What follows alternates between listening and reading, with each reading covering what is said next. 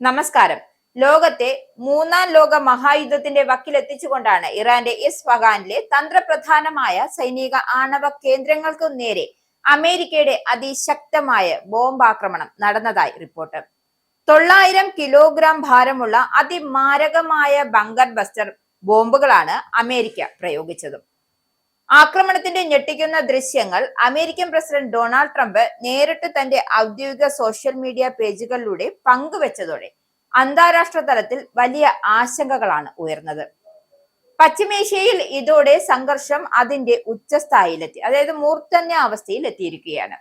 സാധാരണയായി ബോംബുകളിൽ നിന്നും വ്യത്യസ്തമായി ഭൂമിക്കടിയിൽ ആഴത്തിൽ നിർമ്മിച്ചിട്ടുള്ള കോൺക്രീറ്റ് ബങ്കറുകളെയും അതീവ സുരക്ഷയുള്ള സൈനിക താവളങ്ങളെയും തകർക്കാൻ ശേഷിയുള്ളവയാണ് ഈ ബോംബുകൾ. ഉപരിതലത്തിൽ തട്ടി പൊട്ടിത്തെറിക്കുന്നതിന് പകരം ഇവ ലക്ഷ്യസ്ഥാനത്ത് പതിച്ച ശേഷം ഭൂമിക്കടിയിലേക്ക് മീറ്ററുകളോളം തുളച്ചു കയറുകയും നിശ്ചിത ആഴത്തിൽ വെച്ച് അതിഭീകരമായ സ്ഫോടനം നടത്തുകയും ചെയ്യുന്നു. ഇറാന്റെ ഇസ്ഫഹാനിൽ ഭൂമിക്കടിയിൽ പ്രവർത്തിക്കുന്ന അതീവ സുരക്ഷയുള്ള ആണവ സാങ്കേതിക കേന്ദ്രങ്ങളെ ലക്ഷ്യം വെച്ചാണ് ഈ ആക്രമണം നടന്നത് എന്നതാണ് പ്രാഥമികമായുള്ള വിവരം.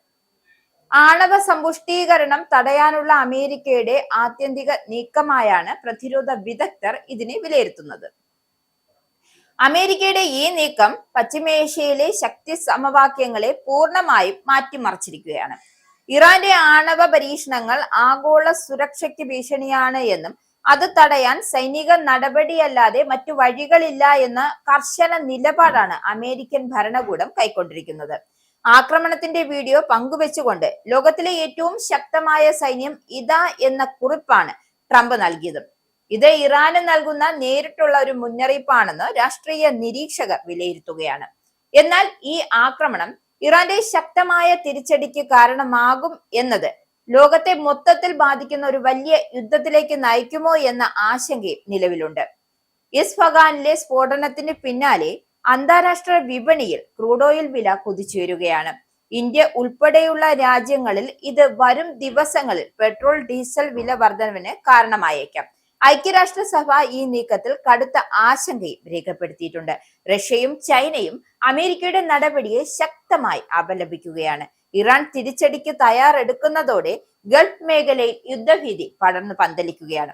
ഹോർമൂസ് കടലിടുക്ക് പൂർണ്ണമായും അടയ്ക്കുന്നത് ഉൾപ്പെടെയുള്ള കടുത്ത തീരുമാനങ്ങൾ ഇറാൻ കൈക്കൊണ്ടാൽ അത് ലോക സമ്പദ് വ്യവസ്ഥയെ തന്നെ തകിടം മറിക്കും.